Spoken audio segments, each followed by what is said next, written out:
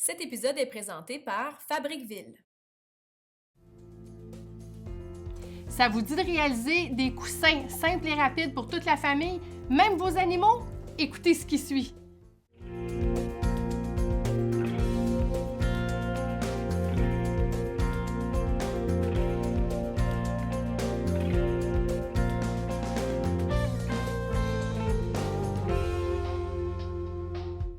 Avez-vous vu mon beau coussin de polar? Ça va être le fun autant pour les enfants que pour un chien. Donc, on va apprendre comment faire ça tout de suite. Je suis en amour avec mon coussin. Mon fils aussi est en amour avec son coussin, je peux vous dire, parce que son petit, il se couche dessus. On s'amuse avec et c'est vraiment le fun. Et là, je vous ai fait une petite version parce que c'est gros, ça prend beaucoup de place.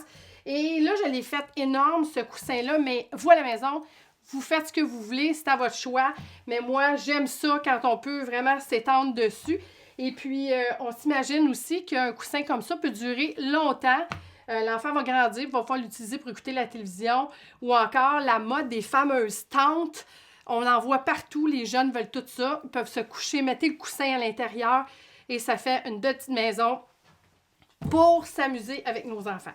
Donc, j'ai fait une petite version. Toutes les grandeurs sont sur mon site de natachacreative.com.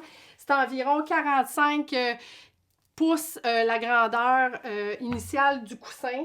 Mais encore là, ça dépend de vous autres. Vous pouvez faire ce que vous voulez. Là, je vais en faire une petite version. C'est pour vous montrer. J'ai déjà pré-coupé mon tissu. Idéalement, c'est le fun d'avoir un tapis de coupe parce que comme il est grand, il faut vraiment couper droit. Il faut que ça soit le plus égal possible. Et utiliser une grande règle comme ça, c'est parfait aussi. Donc, si j'avais mon tissu déjà d'installer sur ma plateforme, je pourrais venir couper, tailler mon tissu avec ma lame ici et ainsi ma règle. C'est super facile, ça se fait rapidement. Moi, j'ai été chanceuse quand j'ai choisi ce tissu-là parce qu'il y avait déjà des petits traits. Puis ça, ben, vous pouvez trouver ça chez Fabriqueville. Donc, je me suis, si on veut, je me suis bâtie de ça pour faire le coussin au complet avec les grandeurs. Ça m'a donné la chance de faire ça. Là, ce qu'on va faire, c'est qu'on va les mettre dos à dos. Ça veut dire que les faces sont vraiment de chaque côté. Et ce qu'il faut faire, c'est tailler le coussin tout avec des petites franges tout le tour. Chaque coin, ils vont être coupés et on fait une frange d'environ 4 pouces à 5 pouces, tout dépendant. Normalement, 5 pouces, ça va mieux pour faire le nœud, mais j'ai essayé du 4 pouces puis ça va bien. L'idéal, c'est de choisir un tissu qui est anti-peluche. Ceux qui ne choisissent pas l'anti-peluche peuvent le prendre aussi, mais évidemment, quand vous allez couper, vous allez voir, ça va faire un peu de peluche en la coupant, les franges. Mais bon, c'est pas tellement grave. Une fois que c'est fini, il va en faire un peu moins à long terme, mais j'en ai un autre modèle qui est en peluche, qui fait de la peluche, à vrai dire. Celui-là, il n'en fait pas, c'est fantastique, c'est l'idéal en fait. Puis du choix dans le polar, il y en a. Fait que vous allez pouvoir vous amuser avec ça. Donc, on commence, on le met égal le plus possible. De toute façon, quand vous le taillez, vous pouvez le tailler un au-dessus de l'autre pour être certaine d'avoir la bonne grandeur pour les deux épaisseurs. Donc, on commence. Moi, je sais ici que ma latte, elle a environ 4 pouces, à peu près 4 à 5 pouces. Donc, je sais que ça va être un carré ici que je dois couper de chaque coin de mon tissu. Donc, je vais commencer environ ici. De toute façon, si je ne l'ai pas assez, je peux le couper par la suite, il n'y a pas de problème. Je vais aller faire des lattes d'environ un demi-pouce à 1 pouce. Ça dépend de chacun. Plus le coussin est grand, plus vous allez faire la latte large, ça va être beaucoup plus beau. Si le coussin est beaucoup plus petit, ben là, faites-la un peu plus petite. Ça sera plus beau aussi, initialement. Donc, on coupe. Il faut avoir des bons ciseaux. Des ciseaux pour tissu, idéalement, si vous avez des vieux ciseaux, ça ne coupera pas bien, ça va faire des marques. Idéalement, choisissez ou faites aiguiser vos couteaux ou vos ciseaux, je veux dire, de façon à ce qu'ils soient bien aiguisés pour faire ça. Ça va faire un meilleur résultat à la fin. Donc, on coupe tout ça. Et là, moi, je sais que ici, je fais mon coin. Donc, je peux venir couper déjà mon coin. Et là, dans le fond, ce qu'on vient faire, c'est des nœuds.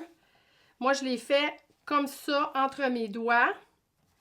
Et je viens tirer. Je m'assure que mon nœud soit vraiment, vraiment bien tiré au fond.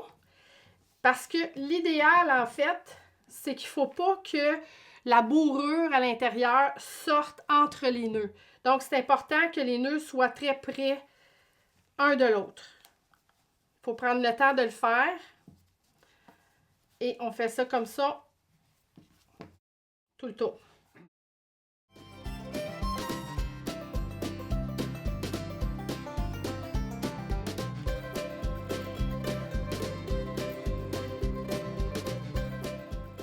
Donc, on fait ça tout le tour. Moi, j'en ai déjà un qui est presque tout terminé. Je vais vous montrer ça tout de suite pour que vous puissiez voir qu'est-ce que ça donne. Puis on va pouvoir faire la bourrure aussi en même temps. Donc, j'ai choisi ici un tissu doux qui avait comme une texture dedans. Et ici, j'ai choisi un tissu qui était uni. Donc, ça fait un coussin qui est beaucoup plus amusant. Et la mode des chambres à coucher pour enfants dans les tons de gris pâle, de blanc, de crème, c'est parfait pour faire des coussins comme ça. Donc, j'ai ici, il me reste, j'ai fait les trois, en fait, j'ai fait les trois côtés.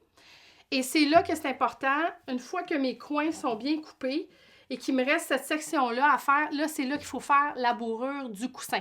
Donc, je suis rendue à cette étape-là. Ça prend énormément de bourrure. Ça, c'est le sac que ça vous prend. C'est un sac de bourrure qui est assez gros quand même. Et on met un sac 3/4 à l'intérieur du coussin. S'il y en a d'entre vous qui voulez mettre les deux sacs, il n'y a pas de problème. Vous avez un coussin qui va être beaucoup plus rembourré. Mais je vous le dis tout de suite, ça va s'affaisser légèrement. Donc, ne vous inquiétez pas, ça a l'air beaucoup comme ça, mais ça n'en est pas tant que ça. Et puis, c'est ce qui fait la réussite du coussin et ce qui fait qu'il est vraiment beau. Donc, on sort la bourrure. Ça a l'air énorme, là, je sais, vous avez tous des yeux inquiets. Mais ce qu'on doit faire, c'est rentrer à l'intérieur la bourrure. Je vais en prendre une section pour vous montrer comment je m'y prends. Donc, je coupe une section comme ça. Et je vais à peu près concernant ma grandeur. J'ai brisé cette section-là. Et j'ai entré ma bourrure à l'intérieur.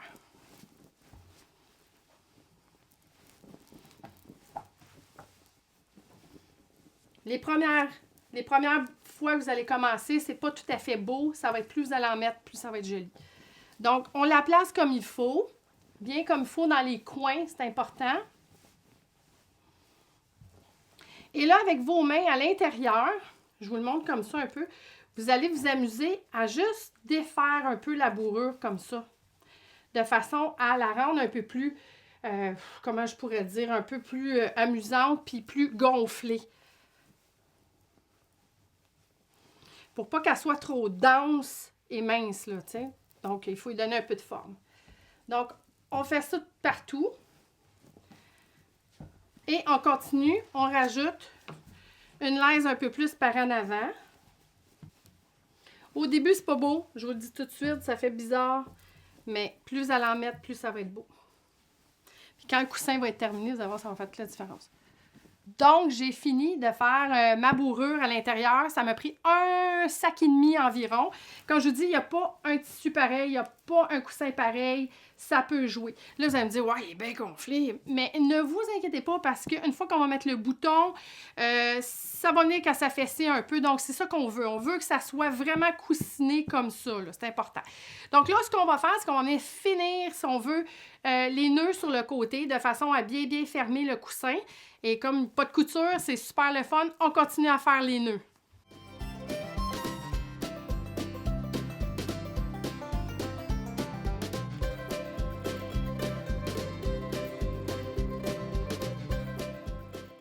Donc, il me reste 2 nœuds à faire. J'ai presque fini. Oh, j'aime assez ça, faire ça. Vous allez voir que ça va faire des coussins pour tout le monde. Tous vos petits-enfants, puis les animaux, ça va faire des beaux coussins partout. Donc, J'ai fini. Mon coussin, il est tout rempli, il est tout bien bourré. Il est beau des 4 côtés. Je suis vraiment contente. Là, où est-ce qu'on est rendu? C'est de mettre en plein milieu un beau bouton, de façon à ce que, justement, ça crée vraiment un beau coussin rembourré. Vous n'êtes pas obligé d'en mettre, mais c'est sûr que c'est plus beau. Moi, j'aime bien ça.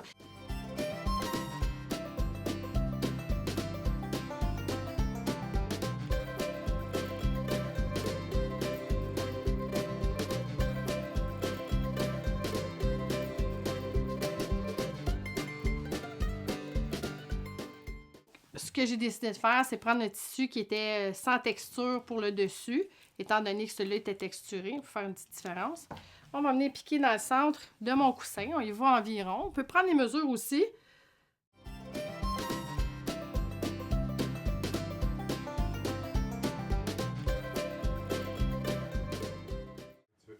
Donc, j'ai terminé d'installer mon bouton.